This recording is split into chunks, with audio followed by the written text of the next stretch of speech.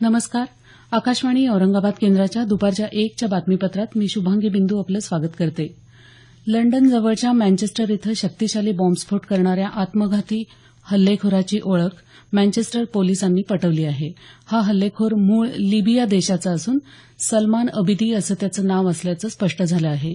माध्यमांमधली वृत्तं आणि काही अमेरिकन अधिकाऱ्यांच्या दाव्यानुसार हा हल्लेखोर ब्रिटिश नागरिक आहे. दरम्यान आयसिस या अतिरेकी संघटनेनं या हल्ल्याची जबाबदारी स्वीकारल्याचं वृत्त आहे. पंतप्रधान नरेंद्र मोदी यांनी उत्तराखंड राज्यातल्या उत्तरकाशी इथं बस अपघातात मृत्यूमुखी पडलेल्या लोकांबद्दल तीव्र दुःख व्यक्त केलं असून जखमी लोकांसाठी प्रार्थना केली आहे. मृतांच्या कुटुंबियांना प्रत्येकी 2 लाख रुपयांची तर जखमींना प्रत्येकी 50,000 रुपयांची मदतही पंतप्रधानांनी जाहीर केली आहे. श्रीनगरमध्ये मेजर गोगोई यांच्या विरोधात निदर्शनं केली जात असल्याचं वृत्त आहे. दगडफेक करणाऱ्या एका युवकाला जीपसमोर बांधून काही सैनिकांच्या रक्षणासाठी गेल्याबद्दल सैन्यानं मेजर गोगोई यांचा नुकताच सन्मान केला असून हा सन्मान केल्याच्या निषेधार्थ ही निदर्शनं सुरू असल्याचं याबाबतच्या वृत्तात म्हटलं आहे. संस्कृती आणि पर्यटन राज्यमंत्री महेश शर्मा यांनी काल नवी दिल्लीतल्या राष्ट्रीय वस्तू संग्रहालयामध्ये स्वच्छ भारत अॅपचं उद्घाटन केलं. स्वच्छ भारत अभियानामध्ये लोकांचा सहभाग वाढावा यासाठी हे अॅप सुरू करण्यात आलं आहे. ऐतिहासिक स्थळी किंवा वस्तू संग्रहालयांना भेट देणाऱ्या लोकांना या अॅपद्वारे स्वच्छ भारत अभियानाबद्दल संदेश पाठवला जाईल आणि तिथे अस्वच्छता दिसून आल्यास त्याबद्दल कळवण्याची विनंती केली जाईल. अस्वच्छतेबद्दल कळवल्यानंतर ही बाब संबंधित यंत्रणेला कळवली जाईल आणि याबाबत योग्य ती कारवाई केली जाईल अशी माहिती या वृत्तात दिली आहे.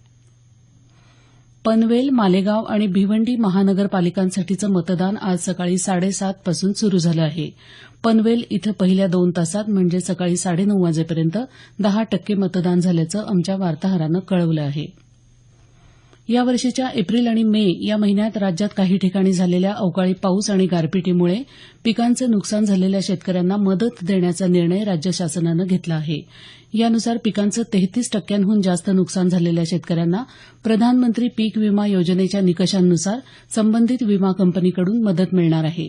प्रधानमंत्री पीक विमा योजनेत सहभागी नसलेल्या शेतकऱ्यांनाही सहभागी शेतकऱ्यांना मिळणाऱ्या रकमेच्या निम्मी रक्कम मिळणार आहे. ही मदत जास्तीत जास्त 2 हेक्टरसाठी मिळणार आहे. राज्यातल्या अल्पसंख्याक बहुल भागात वास्तव्य करणाऱ्या अल्पसंख्याक समाजातल्या महिलांच्या सक्षमीकरणाच्या दृष्टीनं या महिलांचे स्वयंसहाय्यता बचत गट स्थापन करण्याला राज्य शासनानं मंजुरी दिली आहे. या योजनेद्वारे या महिलांना उद्योजकतेविषयी आवश्यक प्रशिक्षण देऊन त्यांना पतपुरवठा उपलब्ध करून दिला जाणार आहे.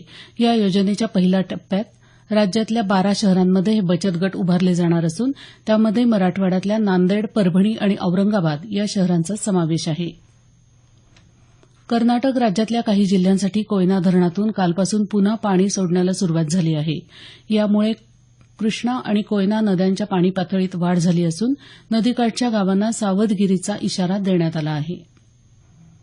गोंदिया जिल्ह्यातल्या निंबा या गावात वनरक्षकाची हत्या करण्यात आल्याचं वृत्त आहे. रवींद्रसिंग जचपेटे असं या वनरक्षकाचं नाव असून हत्येचं कारण स्पष्ट न झाल्याचं आमच्या वार्ताहरानं कळवलं आहे.